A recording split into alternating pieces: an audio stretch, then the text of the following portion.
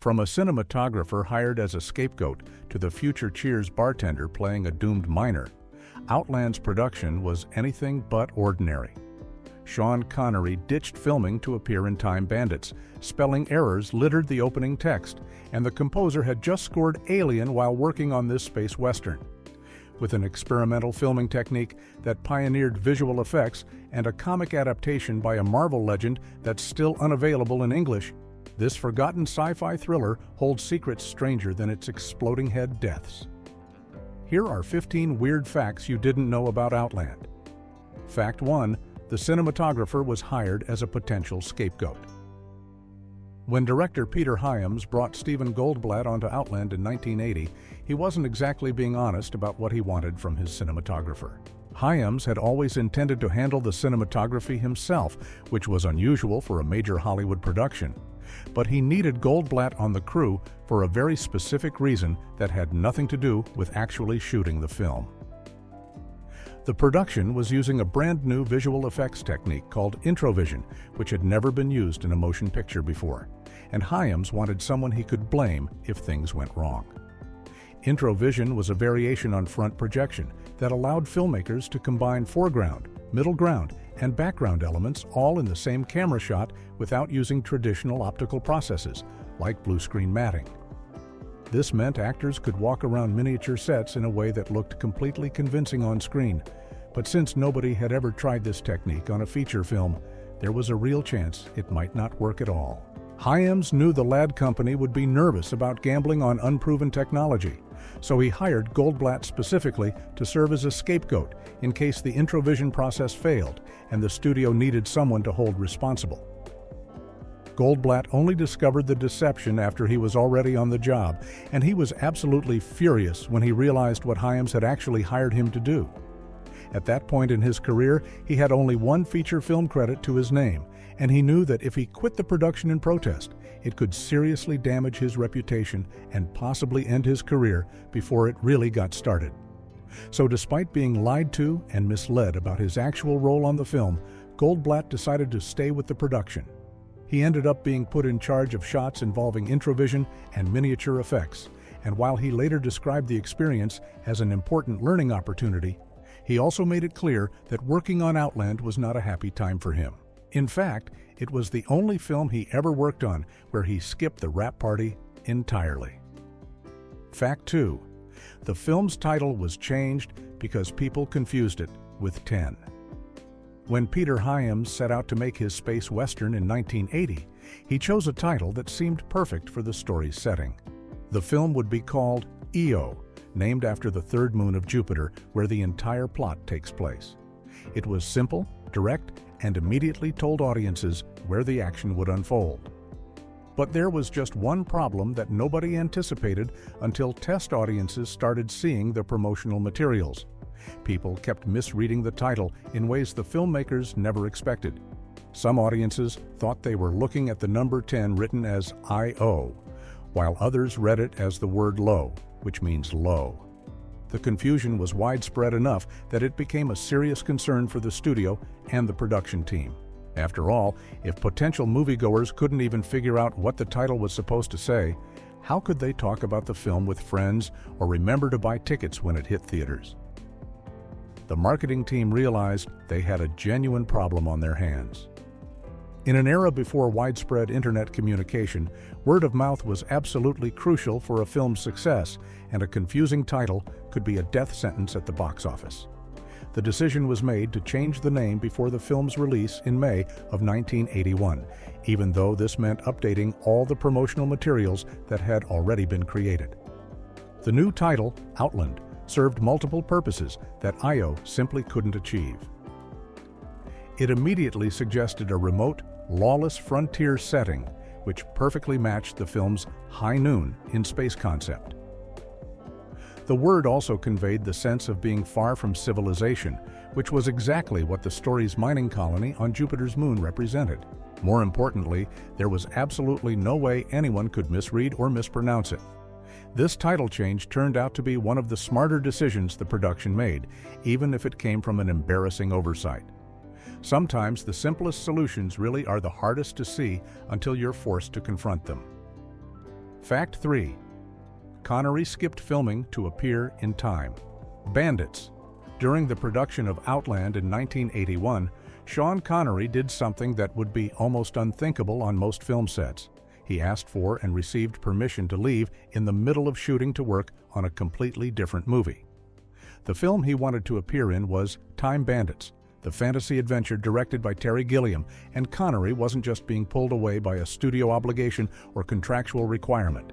He had actually been the one who suggested the whole thing to Gilliam in the first place, several weeks before the Outland production even got to that point in the schedule. The scene Connery wanted to film for Time Bandits was minor but important to the story, and it required shooting on a housing estate in nearby Slough, England. Both films were being made in the United Kingdom at the same time, which made the logistics possible, but that didn't make the request any less unusual. Film productions run on extremely tight schedules, and losing your lead actor for even a few hours can cause expensive delays and complications. The producers of Outland had no contractual obligation to let Connery go. They could have easily said no and held him to his commitment on their set.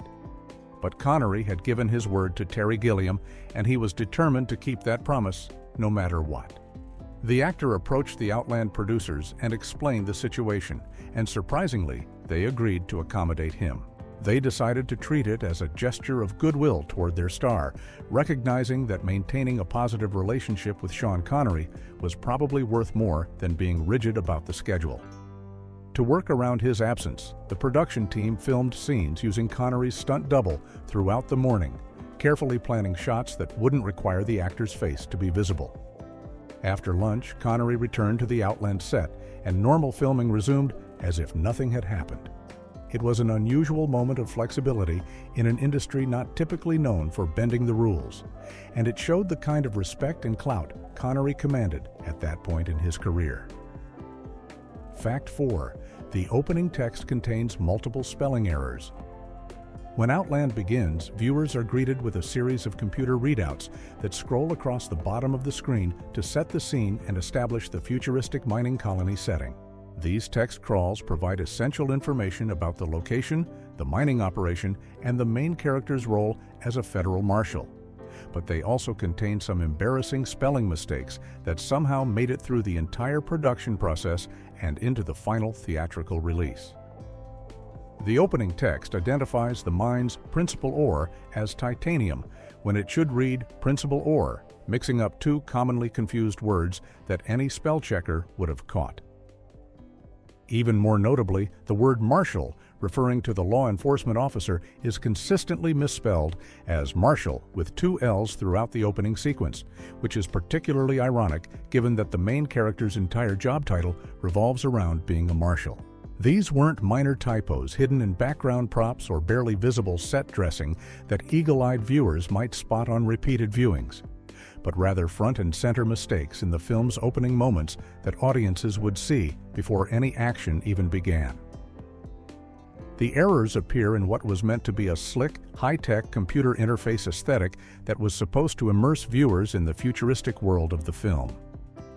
Interestingly, the production team did get some spelling correct, as the word dependence uses the British spelling rather than the American dependence, which makes sense given that the film was shot at Pinewood Studios in the United Kingdom. However, this attention to British spelling conventions makes the other glaring errors even more puzzling, suggesting that while some care was taken with certain words, basic proofreading somehow failed to catch mistakes in key terminology that would be repeated throughout the film's story. Fact 5. Connery lost a major role. Due to production overruns, Sean Connery was not a happy man during the production of Outland, and the reason had nothing to do with exploding heads or Jupiter's moon.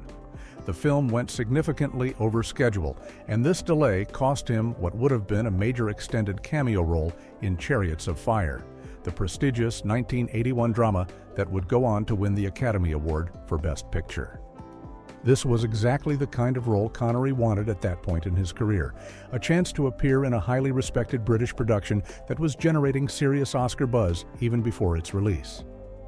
The scheduling conflict was particularly frustrating because Connery had already committed to the Chariots of Fire appearance before Outland's production problems became apparent. Director Peter Hyams and the Ladd Company had initially budgeted $12 million for the film with what seemed like a reasonable shooting schedule.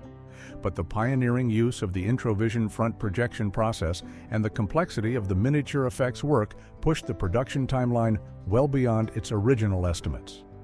What should have been a straightforward science fiction thriller turned into a months-long endeavor that kept Connery locked into filming at Pinewood Studios far longer than anyone anticipated. By the time it became clear that Outland would not wrap in time for him to honor his Chariots of Fire commitment, there was nothing Connery could do. The role went to another actor, and Connery was left to watch from afar as Chariots of Fire became one of the most celebrated films of 1981, sweeping major awards and cementing its place in cinema history. For an actor who had spent the previous decade trying to establish himself as a serious, dramatic performer beyond James Bond, losing out on a prestige project like Chariots of Fire to appear in a science fiction film that would earn mixed reviews and barely break even at the box office was a bitter pill to swallow. Fact 6. Future Cheers. Star appeared before landing, his iconic role. Before John Ratzenberger became a household name as the know-it-all mailman Cliff Clavin on Cheers, he had a small but memorable role in Outland as a doomed mine worker named Tarlo. The film was released in May of 1981, and Ratzenberger's character meets a grisly end early in the story, becoming one of the miners who goes violently insane due to the illegal drugs being distributed throughout the facility. At the time of filming, Ratzenberger was working primarily in Europe and had appeared in several major productions, including Superman, Superman 2, Star Wars: The Empire Strikes Back, and Gandhi, but he was still mostly playing minor background roles and hadn't yet achieved any significant recognition in Hollywood. Just 1 year after Outland hit theaters, Ratzenberger walked into an audition for a new sitcom called Cheers, originally reading for the part of Norm Peterson, the beer-loving regular who would eventually be played by George Wendt. The audition didn't go particularly well, and Ratzenberger could tell the producers weren't interested in casting him for that role. However, as he was about to leave the room, he turned around and asked the creators a question that would change his entire career. He said, "Do you have a bar know-it-all?" The producers had no idea what he was talking about, so Ratzenberger proceeded to give them 5 minutes of improvisation, demonstrating exactly what a bar know-it-all character would be like, complete with a perfect Boston accent and the kind of useless trivia and plausible half-truths that would become Cliff Clavin's trademark. The producers loved what they saw, and the character of Cliff Clavin was born on the spot, created entirely from Ratzenberger's improvisation. He went on to appear in 274 of Cheers' 275 episodes over the show's 11-year run, earning 2 Emmy nominations along the way. Ratzenberger also came up with Cliff's signature white socks, wearing them as a tribute to French comedian Jacques Tati, and the character's famous catchphrase, "It's a little-known fact," became one of the most quoted lines from the entire series. Fact 7. The same composer scored both Alien and Outland. When Jerry Goldsmith sat down to compose the music for Outland in 1981, he was working in remarkably familiar territory because just 2 years earlier he had created the haunting soundtrack for Ridley Scott's Alien. This wasn't just a coincidence or a case of the composer being typecast. Director Peter Hyams specifically wanted Goldsmith for Outland because of the atmosphere he had created for Alien, and the two films shared more than just their composer. Both movies explored themes of isolation in space, the cold brutality of corporate greed, and the terror of being utterly alone when danger strikes, and Goldsmith's music perfectly captured these elements in both soundtracks. Hyams and Goldsmith had already worked together on the 1978 science fiction thriller Capricorn 1, so there was an established creative relationship between them, but what made Outland special was how deliberately it borrowed the sonic mood from Alien. Goldsmith used similar low-string and brass motifs to reflect what he called the dirty environment of space, creating a sense of dread and foreboding that made both mining colonies and deep space vessels feel equally threatening. The score features dark, sinister tones in the lower registers that emphasize the claustrophobic nature of the space station on Io, just as his Alien score had made the Nostromo feel like a haunted house floating through the void. The Outland soundtrack was released 3 different times on disc, with the most comprehensive version coming from Film Score Monthly in June of 2010 as a 2-disc expanded edition. This special release included not only Goldsmith's complete score, but also revealed another interesting detail. It featured John Williams' music for the Ladd Company logo, the fight music composed by Morton Stevens for the climactic battle between O'Neill and Ballard, and even the source cues for the recreation room scenes by Michael Boddicker. The similarity between the 2 Goldsmith scores became so notable that fans and critics frequently describe Outland as existing in the same universe as Alien, with the music serving as one of the strongest connections between these 2 dark visions of humanity's future among the stars. Fact 8. It was the first film to use Introvision technology. Outland made film history by becoming the very first movie to use a groundbreaking visual effects technique called Introvision, which completely changed how filmmakers could combine actors with miniature sets and backgrounds. Before this innovation came along, movies had to rely on blue screen matting and other optical processes that were done after filming was complete, but Introvision allowed everything to happen right there in the camera while they were actually shooting the scene. This technique worked by using a special variation of front projection that could sandwich an actor between projected foreground elements and background elements all in the same shot, creating a seamless composite that looked incredibly realistic for 1981. The process meant that Sean Connery and the other actors could convincingly appear to walk around and interact with the detailed miniature sets of the mining colony on Io without anyone being able to tell the difference. Director Peter Hyams was so excited about using this new technology that he actually misled cinematographer Stephen Goldblatt about the real reason he was being hired for the film. Goldblatt discovered that Hyams had always intended to handle the cinematography himself and really just wanted Goldblatt there as a potential scapegoat for the Ladd Company in case anything went wrong while experimenting with Introvision. When Goldblatt found out about the deception, he was understandably furious and later admitted he never would have taken the job if he had known Hyams's true intentions from the start. Despite his anger, Goldblatt made the practical decision to stay on the production because he only had 1 previous feature film credit at that point in his career, and quitting could have seriously damaged his future prospects in the industry. He ended up being put in charge of shots that specifically involved the Introvision process and miniature effects work, and while he described the experience as an important learning opportunity, he also made it clear that working on Outland was not a happy time for him. In fact, it remains the only film wrap party he ever deliberately skipped during his entire career. Fact 9. Jim Steranko created a never-collected comic masterpiece. When Outland hit theaters in 1981, it arrived with an unusual companion piece that most fans have never seen. Legendary comic book artist Jim Steranko, best known for revolutionizing Marvel's Nick Fury agent of SHIELD series in the late 1960s, was commissioned by Heavy Metal magazine to create a graphic adaptation of the film. What he produced was nothing short of extraordinary, and it remains one of the most sought-after lost treasures in comic book history. Steranko compressed the entire movie into just 44 pages, which were serialized across 5 issues of Heavy Metal from July 1981 through January 1982. Unlike typical comic book adaptations that require 100 to 150 pages spread across 4 to 6 issues, Steranko used an experimental approach that blended graphic design with sequential storytelling. The adaptation consisted almost entirely of double-page spreads, with each establishing shots surrounded by smaller panel inserts that captured key moments and dialogue. In an interview with Fantastic Films magazine at the time, Steranko explained his attraction to the project by calling it the first noir science fiction film, comparing its atmosphere to the detective stories of Raymond Chandler. The level of detail in Steranko's artwork was staggering, with critics comparing his technical precision to legendary animators like Katsuhiro Otomo.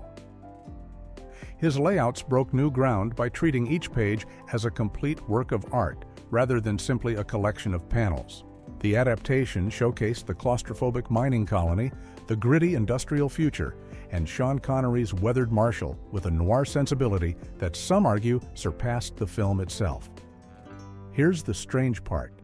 Despite being widely praised as one of the finest comic adaptations ever created, Steranko's Outland has never been collected into a standalone book in English. A French edition was published, and individual issues occasionally surface on collector markets, but copyright complications have prevented an official English collection from ever seeing print. For decades, fans have been tracking down original heavy metal back issues or hunting for incomplete scans online, making this masterwork from one of comics' most influential artists frustratingly difficult to experience in its entirety. Fact 10. The film ignores Io's deadly radiation and volcanic activity. One of the strangest decisions made during Outland's production was choosing Jupiter's moon Io as the setting for a mining colony, despite scientists having just discovered that it's one of the most hostile places in our solar system. In 1979, just 2 years before the film's release, NASA's Voyager 1 and Voyager 2 spacecraft flew past Io and sent back shocking images that completely changed what we knew about this moon. The probes revealed that Io is the most geologically active object in the entire solar system, covered with hundreds of active volcanoes that constantly reshape its surface. These volcanoes shoot massive plumes of sulfur and sulfur dioxide gas up to 300 miles above the moon's surface, creating an environment that would be absolutely impossible for human settlement. Even more dangerous than the volcanoes is the intense radiation surrounding Io. Back in 1974, Pioneer 10 had already discovered that Io sits right in the middle of Jupiter's powerful radiation belt, which bombards the moon with lethal doses of ionizing radiation that would kill any human unfortunate enough to spend time there. The radiation levels are so extreme that even our modern space probes can only survive brief flybys before their electronics get fried. Despite all this scientific data being publicly available, while Outland was being written and filmed, director Peter Hyams and his team chose to completely ignore these realities. In the movie, Io appears as a relatively stable, if inhospitable, location where miners can work with only basic spacesuits and pressurized buildings for protection. There are no volcanic eruptions threatening the mining facility, no mention of the deadly radiation that would penetrate any reasonable shielding, and no acknowledgement of the sulfur-filled atmosphere that makes the moon's surface look like a pizza. Interestingly, Hyams would later correct this mistake in his next science fiction film, 2010, The Year We Make Contact, released in 1984.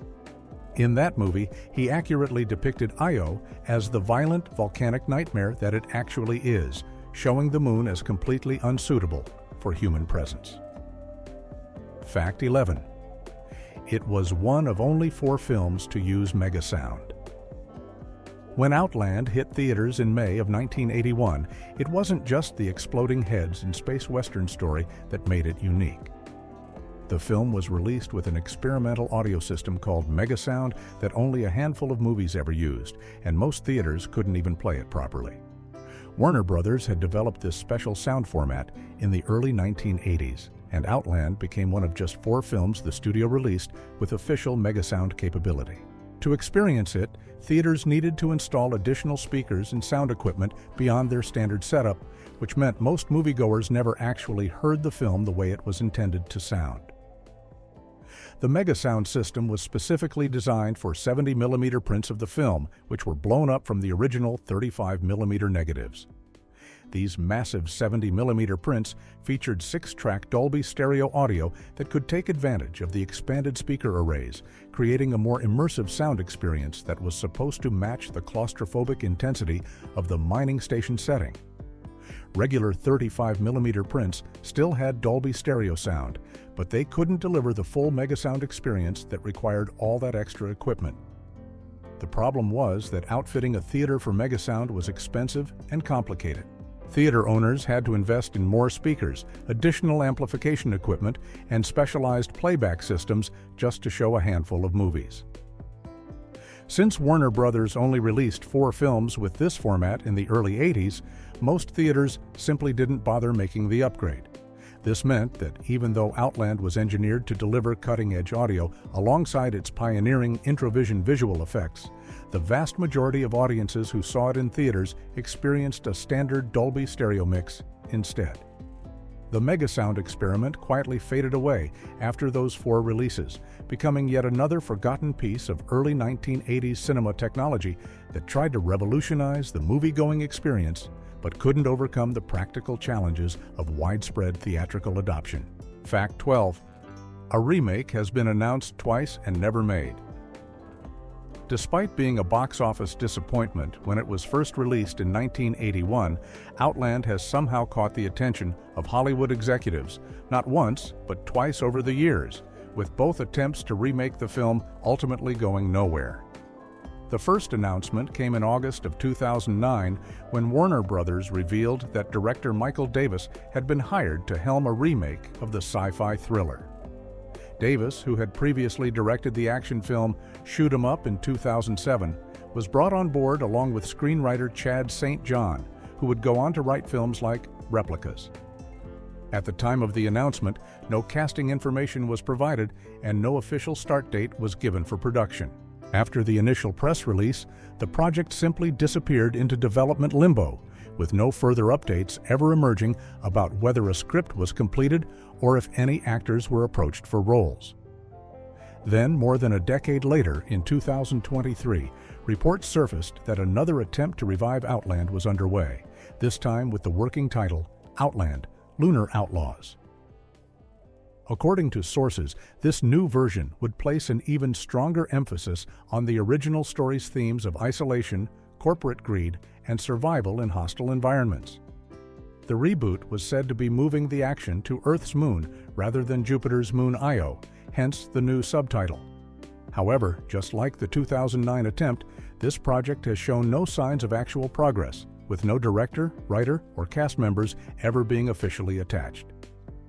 It remains unclear whether the Michael Davis and Chad St. John team had any involvement with this second attempt or if it represented an entirely fresh start. The fact that 2 separate remake attempts have been announced and then quietly abandoned speaks to the unusual position Outland occupies in Hollywood's collective memory, interesting enough to revisit on paper, but apparently not compelling enough to actually get made. For fans of the original film, this means Sean Connery's gritty space marshal remains the only version that exists. Fact 13. The film barely broke, even at the box office. Despite opening with impressive numbers, Outland struggled to find its audience and became a financial disappointment for Warner Brothers and the Ladd Company. The film's production budget stood at $18 million, which was a substantial investment for 1981, especially for a science fiction thriller without the flashy special effects that audiences had come to expect after Star Wars.